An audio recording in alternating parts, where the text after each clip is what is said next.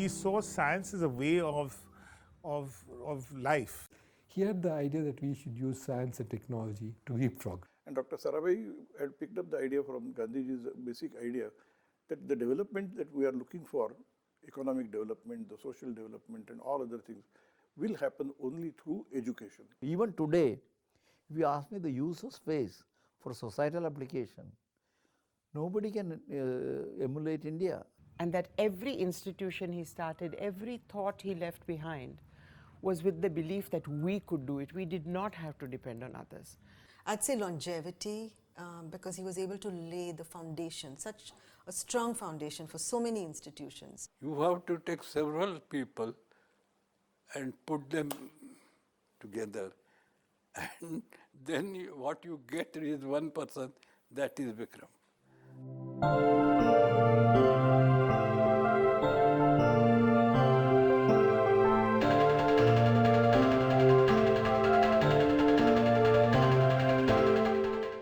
On August 12, 1919, a wealthy family of textile mill owners was blessed with a boy in their home retreat at Ahmedabad.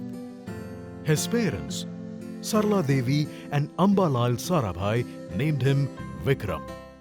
Little did anyone know that this prodigious son of theirs would give so much to the nation in a short lifespan. From very early on in school days, Vikram became proficient in all subjects, but his core interest was always in mathematics and science. After his schooling in Ahmedabad, Vikram went to Cambridge in 1937 for higher studies. After earning PhD, he came back to India in 1947 with much widened horizons and tremendous zeal for nation building. When he came back from Cambridge after completing his PhD in 1947, and India had just won freedom, that's when you kind of see Vikram's grand plan, if you can sort of put it like that, unrolling one by one. The conditions of the society in the nascent free India troubled him deeply. He strongly believed that it was science and technology alone which could solve the real problems of Indian society.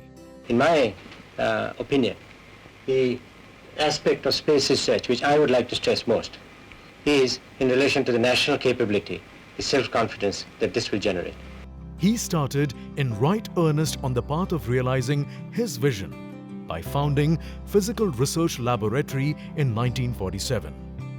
With this, he set the pace and charted the course for India to leapfrog generations of technology and rapidly develop into a scientifically advanced nation.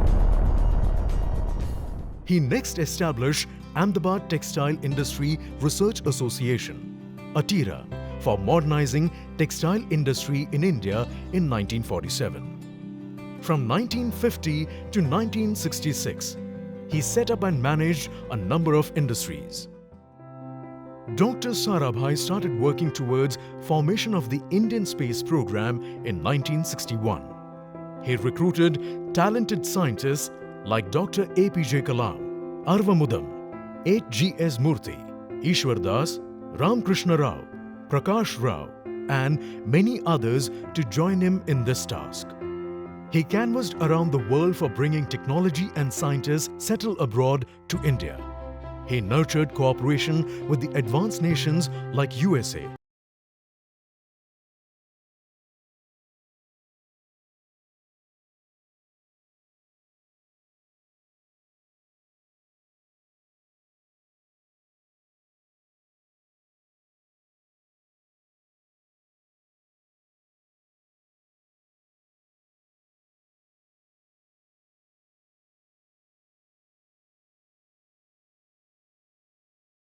Rocket sites in Western countries were in the middle latitudes or near North Pole.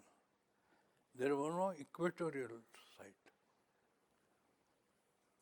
And so he said Thumba would be an equatorial site which would be of great interest to international scientific community. In November 1963, The first Nike Apache rocket successfully flew from here and is today regarded as the beginning of the Indian journey into the space. He also established the Space Science and Technology Center, SSTC, for developing indigenous satellite launch capability.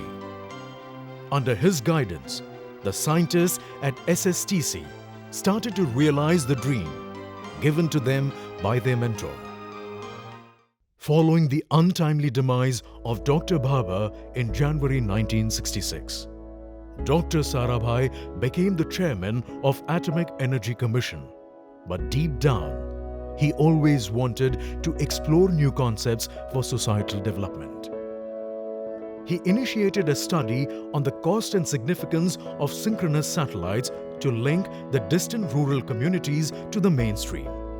For this, he established the Experimental Satellite Communication Earth Station, SKES, in Ahmedabad, and envisaged a phased national television program. Particularly in a country like India, where the large mass of people who have to be motivated are illiterate, it is very important to, I think, have the information input as an integral part of the developmental process. And I think a powerful technique like a audiovisual presentation through television can be one of the most important motivations, a catalyst for action. The Indian Space Research Organization was constituted in 1969 with Dr. Sarabhai as its first chairman. In the same year, he signed an MOU with NASA to conduct the Satellite Instructional Television Experiment, SITE. Under this, NASA would loan ATS-6 communication satellite to India for 1 year. ISRO would arrange the necessary ground hardware and community television receivers for conducting this experiment, wherein television broadcast was to be carried out via a satellite.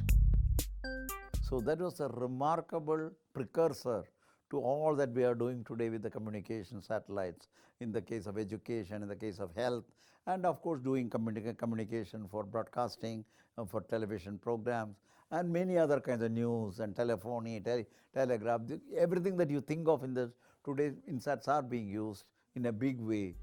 SITE, though conducted after his death, proved to be one of its kind in the world and eventually led to revolution in this field of direct-to-home TV. Meanwhile, Dr. Sarabhai and team operationalized Sri Harikota Range, Shar, on October 9, 1971 with the flight of Rohini 125 rocket.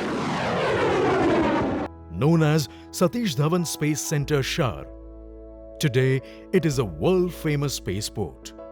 A large number of other institutions like Darpana Academy of Performing Arts, Ahmedabad Management Association, Indian Institute of Management, Nehru Foundation for Development, Community Science Center in Ahmedabad, and ECIL Hyderabad also owe their existence to Dr. Sarabhai.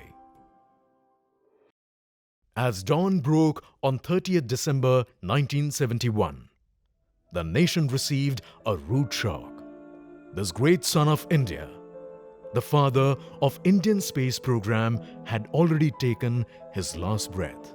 Dr. Vikram Sarabhai passed away at an age of only 52 years. He received S.S. Bhatnagar Award in 1962 and Padma Bhushan in 1966. He was posthumously awarded Padma Vibhushan in 1972.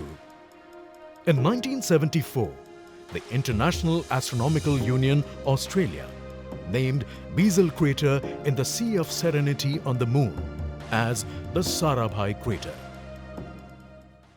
He lived for humanity. He lived for India. He lived for a nation that could blaze a trail, and I think his life was a blaze. And I think genuinely that had he lived, many things would have been different in this country. For last 70 years, practically every day I have grieved what this nation has lost. From 47 to 71, in 24 years, he came out with more than 35 institutions, more than 100 scientific research papers. So many students did their study under him in both MSc as well as PhDs. Love for science, love for the country. He was really, I mean, people that I interviewed use, you don't normally use the word love, and particularly, but I found repeatedly, he was in, Kalam, APJ Kalam says, he was in love with the space program. It is not the space program itself, but the way the space program has been built, which is important, of how generation after generation of people take on that leadership and with the same thrust go forward. You see so many institutions which really don't do that. One of the things he did, and I mentioned earlier that he left this behind into the organization's DNA, was to motivate people from the point of view of what the end goal was. To make you feel that what you were doing was part of a larger whole which contributed to something big. He actually gave the whole nation a dream of satellite communication and reaching out to rural areas. I think what important thing that he left behind was his ideas, and he had shared as to what exactly is required to be done. We have just fulfilled everything that Sarabhai had visualized, and most importantly, they are a sustainable set of activities which will make the space relevant to this country all the time to come. A dedicated scientist, an institution builder, a kind human being, a versatile personality, a great patriot, but above all, a dauntless visionary who was passionate of using science for the benefit of society. India truly remains indebted to her great son, Dr. Vikram Sarabhai.